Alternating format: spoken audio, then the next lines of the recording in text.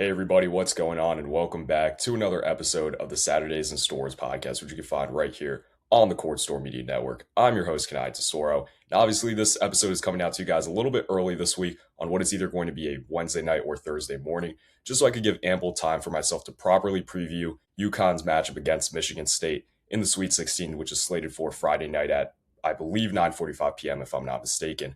Now, obviously, I also have two big recaps to get into between UConn's first and second round wins against Furman and UCLA, respectively, in the first weekend of March Madness. So, a lot to get into in today's episode. Before we touch on all of that, just a couple quick messages. First, us here at the Court Store, we partnered with Phorm Energy to tell you about all the great products they have to offer. If you're someone who's active, likes hitting the gym, likes staying high energy and motivated, Phorm is definitely going to help you meet your goals, whether it's pre-workout before you hit the gym, protein powders for after you're done hitting your lift, or just any fitness supplements in general, or any fitness apparel you might want. Phorm has it for you. I'm going to be plugging their link to their full website in our description box below so you can check out all they have to offer. On top of that, just engage with the content on this channel in any way you can, whether it's liking, subscribing, or just telling other people about the Court Storm. At the end of the day, everything goes a really long way with getting more people to see our videos. Be sure to turn on your post notifications so you're the first to see our latest content. So let's get right into it. Obviously, I did my preview for Furman, and I mentioned that this Furman team could definitely upset UConn, considering the injury statuses of both Silas Demery and Jalen Stewart. They were both scratches in this game and did not play.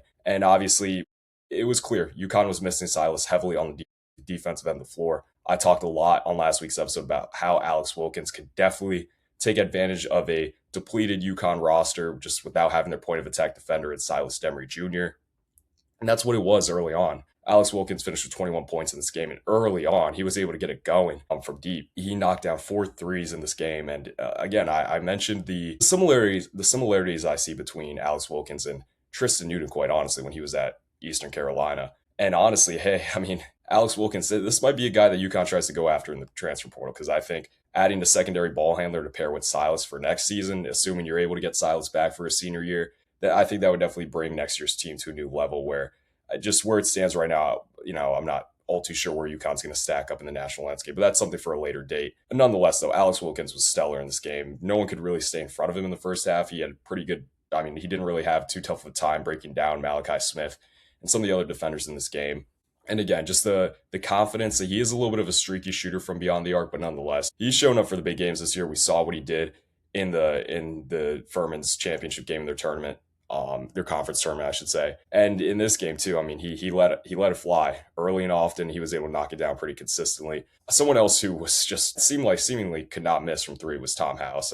Tom House just didn't seem to not miss in the second half, and he definitely, worried me a lot. I think UConn was slow in being able to read ball screen coverages and just deciding when to pick up. They were going under on ball screens, and that's something you can't do against the likes of Alex Wilkins and Tom House. Cooper Bowes was not as big of a factor in this game, which is primarily because of just the otherworldly performance we got out of Terrace Reed Jr. I still don't even have words to describe what we saw from Terrace Reed in this first round matchup against Furman.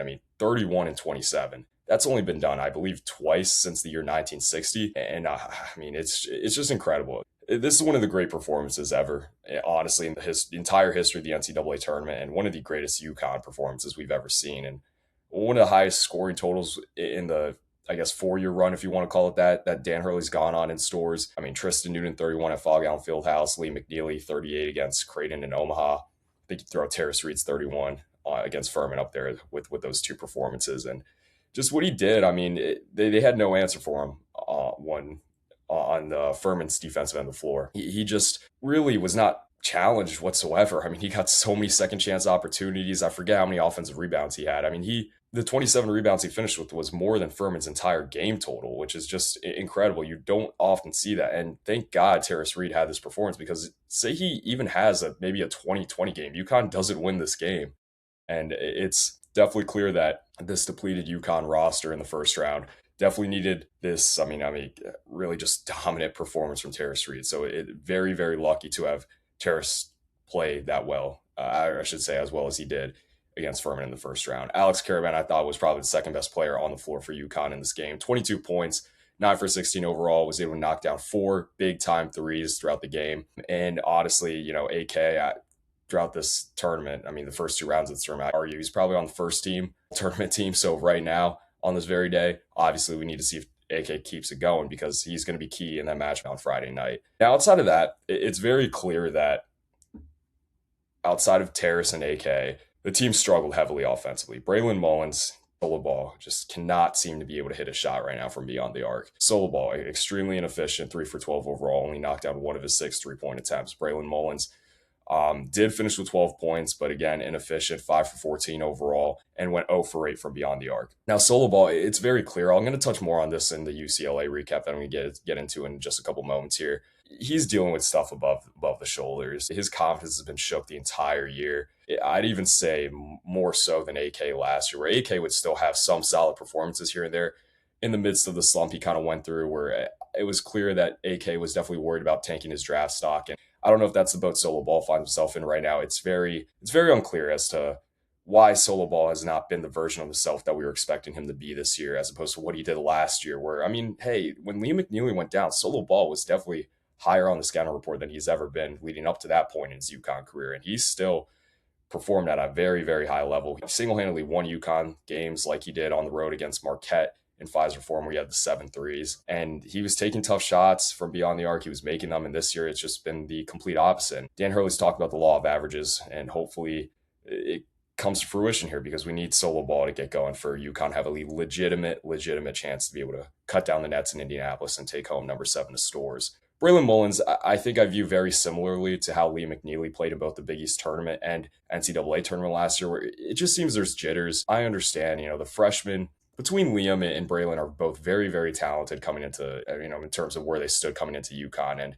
yes, they both had their respective big time moments throughout the regular seasons, but it's different once you get into NCAA tournament play. And I think that hopefully, after seeing Braylon knock down some shots against UCLA in the second round, that hopefully calms himself, calms the nerves a little bit, and he'll be ready to go and more consistent going forward. But I think another big shout out that I want to throw out there is Alec Millender. Of course, with Silas being hurt, UConn really only had one true functional point guard that had seen a high volume of minutes this year in Malachi Smith. And obviously, Malachi Smith can't play the entire game. So Alec Millender, who has not seen all too much game action this year outside of garbage time, was asked to come in and play a role coming off the bench for Mally to give him a breather when he needed it. And hey, I think you need to give so much credit to Alec Millender. The and one on the fast break was just incredible, bouncing off the top of the backboard and going in. And obviously, unfortunately, missed a free throw after that. But still, I felt he played with high energy. The toughness and the activeness defensively when he was tasked with guarding Alex Wilkins, I thought it definitely impressed me for someone who, you got to remember, he only played 1 year of D1 basketball leading up to this season, where at UConn, and he was playing below the D1 level before that. So that was really impressive. You need to give Alec Millender so many flowers after this game. I mean, to be able to provide minutes, good minutes where he isn't necessarily a liability whatsoever, and just to be able to give Malachi Smith a breather, I thought was so important in this game overall. Malachi Smith, although kind of struggled to get going offensively, scoring-wise, I felt he did a decent job passing the ball, finished with 7 assists. I felt, a lot of it was just trying to get Terrace the ball inside, and that's what a lot of the players on the team did. Braylon also had the high assist total in this game. I think he finished with 6, if I'm remembering correctly off the top of my head. So that's good to see. But going forward, Terrace is going to be matched up with some better and more physical bigs, and you're not going to be able to rely on Terrace to replicate a performance like he did with the 31 points and 27 rebounds. And obviously, he did not have that against UCLA. And really, I think between these two games, the turnovers, just not even forced turnovers, but just silly, immature, inexcusable turnovers that happen between these both games on UConn's end. And that just can't happen going forward, because Michigan State is definitely going to exploit that on Friday night if UConn does not come out sharp in that metric. Now, to get onto the UCLA recap, really, I think one of the major themes across both these two games is two seniors just not wanting their college careers to end. We saw Terrace Reed go for 31-27 in the first round, which is still, to me, crazy to speak out loud. Alex Karaban finished with a career high against UCLA, 27 points, 4 big time threes that he hit. When really, UConn's offense could not hit a shot in the first half. I believe it was up until either when there were 7 or 5 minutes left in the first half, no one outside of Alex Karaban had a field goal on UConn. And AK doesn't have the performance that he did against UCLA, UConn loses this game in the second round. They go home and they don't make it to the second weekend. Now, I do think that while this is a good win and UConn looked more so the part down the stretch in the second half, you do need to take it with a grain of salt. Tyler Bilodeau, who was the leading scorer for the Bruins this year, was not available in this game. He did not play. Now, I do apologize I was not able to get a preview video for this game following the Furman win. Just some things got carried away with doing some other things for the court storm with Josh that kind of got in the way of that. So I do apologize. There was no preview prior to this UCLA matchup. But to get back to the actual game, obviously Silas and Jalen Stewart both listed as available for the game. Silas Demery did play. Jalen Stewart did not. It is definitely going to be important that Jalen Stewart plays going forward because I think this UConn team is very needy in terms of bench production, where they really haven't gotten it for most of the year. I should say more so over the last month and a half. Jaden Ross was spectacular. I'll get to him in a second. But Silas, I think you need to give Silas so much credit because from what I've heard, this ankle injury that he suffered or a leg injury that he suffered in the Big East championship game against St. John's is something that probably would have held him out for 3 to 4 weeks if UConn was in the preseason or perhaps in the regular season. Now it's tournament time. Obviously, there's the factor of you don't want the season to end, and you don't want to let UConn not play up to their ceiling with who's playing. So I mentioned on last week's episode, if Silas isn't available, I'm completely out on this UConn team. I just think without having the size at the point guard spot, without having your point of attack defender, it's just going to make it so hard for you kind of have a realistic chance of being able to get to Indianapolis, 1, and then 2, win a national championship when you consider how good the top of the sport has been the entirety of the season. So seeing Silas try to work his way back and play sparingly off the bench. I mean, he logged 21 minutes. There was a point where he subbed out of the game for the first time following his first run. Dan Hurley asked him, "You good?" And Silas said, "Yeah, I'm okay to keep playing." So that's definitely encouraging. I hope the rest that both him and Stewart gets over this, these next couple of days and the prior days before I'm recording this today on Wednesday, March 25th, have allowed both those guys to try to get as close to 100% as possible. Probably neither one will be, but at least to have them as close to it as possible for the Michigan State game, because Silas is definitely going to be very, very key in guarding Jeremy Fears. Now, speaking of top flight point guards, Donovan Dent had been otherworldly going into this game. He was playing on a different planet. I think in the 6 games leading up to the second round matchup, Donovan Dent had 86 assists to only 6 turnovers. And quite honestly, while Donnie Dent did finish with, I believe, 9 or 10 assists in the game, he was honestly limited. He was inefficient. I think UConn's defense in the second half forced Donovan Dent to be in a position where he had to look to score. And I definitely think that plays into your advantage when you force Donovan Dent to have more of a score-first mentality as opposed to what he's more comfortable with and being a facilitator. And I think that was one of the major keys as to why UConn was able to pull away in the mid-stretches of the second half. Obviously, a Mick Cronin technical definitely helped with that, following a very sloppy turnover from Donovan Dent. But, I felt UConn was challenged on the perimeter between Eric Daly and Xavier Booker. I mean, Xavier Booker had a really, really strong performance. I felt he obviously was able to get Terrace Reed into foul trouble. And Terrace Reed, again, obviously did not finish with the type of game that he had against Furman. He was 3 for 8 overall. It did finish with a double-double, 10 and 13. But still, I would have looked to him for him to have a little bit of a larger performance, just considering that, UCLA's front court was very much depleted going into this past Sunday night's game. Now, obviously, the foul trouble was a major factor as to why maybe Terrace wasn't able to get really going. But again, AK stepped up. Jalen Mullins was finally able to see the ball go through the net more consistently. He finished with 17 points, 2 for 6 from 3. Again, for the reasons I talked about earlier, just seeing the ball go through the net sometimes just really helps. I think it's a lot of the shots where he's wide open that he maybe thinks a little bit too much, similar to AK last year when he had that slump. But seeing the ball go through the net is definitely something that I hope is going to help Braylon going forward. Now, getting back to Solo Ball was just really a liability in this game. He fell asleep at a lot defensively, and that led to a lot of open, or I should say high percentage shots for UCLA. And offensively, I'm starting to really feel for Solo, man. I mean, just I think the one play that stuck out to me, sequence I should say that stuck out to me the most, was the one where he got 3 good looks from 3 on one possession thanks to the offensive rebounds that UConn was able to grab. And he missed all 3 of those shots. UCLA comes down the floor, and I believe it was Eric Daly that Solo Ball fouled for an and one. And at that point, I think the lead was, the deficit that was originally, I think, a 12-point deficit was cut to only 4. And put UConn in a tough spot, and Solo Ball, only logged 13 minutes in this game. I understand he was in foul trouble, so I do think that was a major reason why. But at the same time, with how well Jaden Ross played, I think it was tough to keep Jay Ross off the floor. And Solo Ball, I think, I said on last week's episode, I do think Jaden Ross is probably deserving of starting going forward with how well he's played over the last couple of weeks as opposed to what Solo and Braylon have kind of been.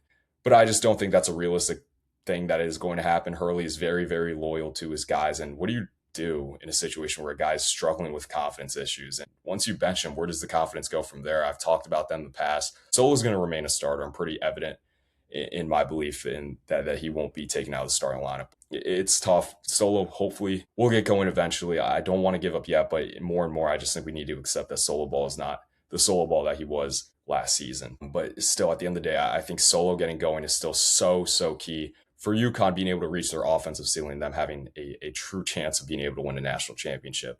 Now let's get to Jay Ross, because outside of AK, I think Jay Ross was probably the second best player for UConn in this game. Just the spark off the bench he provided when UConn was really struggling in the first half. He knocked down two massive threes, one of them being an and one. He didn't convert on the 4-point opportunity at the line, but still, I mean, I've talked about it to length that, the summers where I'm pleading with the UConn fan base not to give up on Jay Ross. And it's nice to finally reap through the benefits of being someone who's backed Jay Ross for so long and just being a true legit 3-and-D threat on the wing, someone who is one of the best defenders on the team. I honestly think he's up there with Silas in terms of who is the best point of attack defender, but UConn's best lineup going forward is one where they have Silas, Jay Ross, and Terrace on the floor, defensively speaking. I just think having two guys that are going to be able to stop the ball, stop the dribble drive, stay in front of guys, force turnovers is so important. Having Terrace do what he's done on the defensive end of the floor for most of the year down low, I think is going to pay dividends for UConn being able to stop some of the high-powered offenses that they got potentially coming up,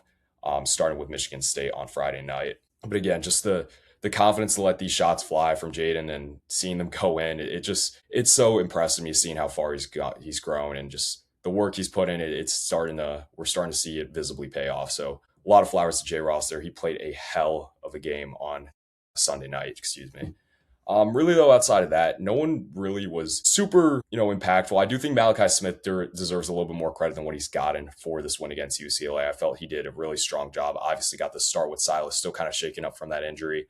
He logged 32 minutes, 6 assists. I felt defensively he applied a lot of pressure on Donovan Dent. He was able to force him into some turnovers. And just, having another guy that's locked in defensively helps so much. So it's good seeing Mally provide some really valuable minutes in the relief appearance for Silas in back-to-back games. Now, it pretty much takes care of everything I had to take away from both the first and second round matchups that UConn played in the first weekend of the NCAA tournament. To preview the Michigan State matchup really quickly, I think a lot of the themes from UCLA remain true going into Michigan State. I think AK doesn't necessarily need to replicate the performance he had where he goes for another career high in back-to-back games, but I think he needs to get as close to that as possible, just because playing Alex Karaban at the 4 provides you so many opportunities to take advantage of how other teams line up or match up with you defensively. Jackson Kohler plays the 4 for Michigan State, and he's more of a traditional big who likes to play with his back to the basket offensively, and defensively he's obviously someone who is down low to protect the paint, cut off driving lanes, alter shot trajectories. He's not someone who's the most quick-footed, and I think he's going to have a tough time chasing Karaban around the screens, off the staggers, the pin downs, and that's something that's going to hopefully lead to some good looks for Alex Karaban to hopefully knock down against Michigan State on Friday night. Now, Jeremy Fears, he is someone that definitely worries me. He has played so well down the stretch of this season. I mean, he's a second-team All-American. You know what he can do passing the ball. If it wasn't for injuries, he's on pace to potentially break Braden Smith's assist record. We'll see how long he ends up staying in school and if that is a real possibility down the road. But nonetheless, I mean, Jeremy Fears, I felt he's been more aggressive scoring-wise. We've seen some of the big games he's had in the scoring column, and he's definitely someone that Silas needs to lock in on and be able to stay in front of. I do think Michigan State does have turnover issues, similar to UConn, where a lot of them are unforced and just inadvertent bad decisions that are made from the guys on Michigan State. But I do think that they probably have looked a lot better than UConn has over the last month of the season. Now, I do think it is important to remember that UConn did handily beat Michigan State in the exhibition they played before the season started, while Terrace Reed and Braylon Williams were both out. However, I do think since then, UConn has probably remained stagnant or maybe even regressed, whereas Michigan State has definitely probably gotten a lot better. Michigan State, I think one of the biggest faults they can point to in Michigan State from last year to even most of this year is just their lack of efficiency from beyond the arc, their lack of just tough shot making. Lately, Michigan State's been making shots. Kurt Tang has been lighting it up from beyond the arc. Trey Fort's finally started to get going, as we saw in the first weekend for Michigan State. Cohen Carr is definitely someone that can definitely hurt you in transition, which is tough because Michigan State's a great half-court offense, but you don't want to let them get in transition either with the high flyers they have and Cohen Carr. Carson Cooper obviously can break out on the break and throw some dunks down too. He's definitely going to be a problem for Terrace Reed. They're a lot more physical than the two teams that UConn played in the first weekend between Furman and UCLA. So I'm really interested to see how Terrace Reed handles the challenge of both Kohler and Carson Cooper. And Kurt Tang, going back to their transition offense, someone who can break out on the wing and get a good shot off. So it's going to be tough for UConn to win. I like their chances a lot going into this game, but this is definitely one where UConn can find themselves going home at the conclusion of their game on Friday night in Washington, D.C. Now, to kind of look more big picture here, if UConn's able to win against Michigan State, move on to the Elite Eight, which will be played on Sunday, Dan Hurley talked about how St. John's and UConn, their respective fan bases, need to kind of come together to root for one another so that there can be this is quote, a bloodbath on Sunday. So, hey, here on the Saturdays and Stores podcast, we're rooting for the Johnnies. Take down Duke so we can have a fourth round duel between the Huskies and the Johnnies on Sunday. I think that would be great. I think that'll send a message to the NCAA about to stop splitting the Big East and putting their top two teams in the same region. Obviously, only one of those teams, if they both advance in the Sweet 16, are going to be able to make it to Indianapolis. And honestly, I really do worry if UConn has to match up against St. John's for a fourth time this year, considering how two of the three duels this year have gone. But still, as someone who just cannot stand the Duke Blue Devils program, do hope the Johnnies take them down. Hope UConn takes down Michigan State to set up what should be a super cinematic Elite Eight on Sunday. But I think that's pretty much going to take care of everything that I do have for this podcast today. I just wanted to, of course, recap the two wins in UConn's first weekend, as well as previewing their big matchup against the Spartans and Tom Izzo on Friday night. Hoping for a Huskies win. Let's do it. Cut down the nets. Go get number 7. Until the next episode, though, I'll see you all next time.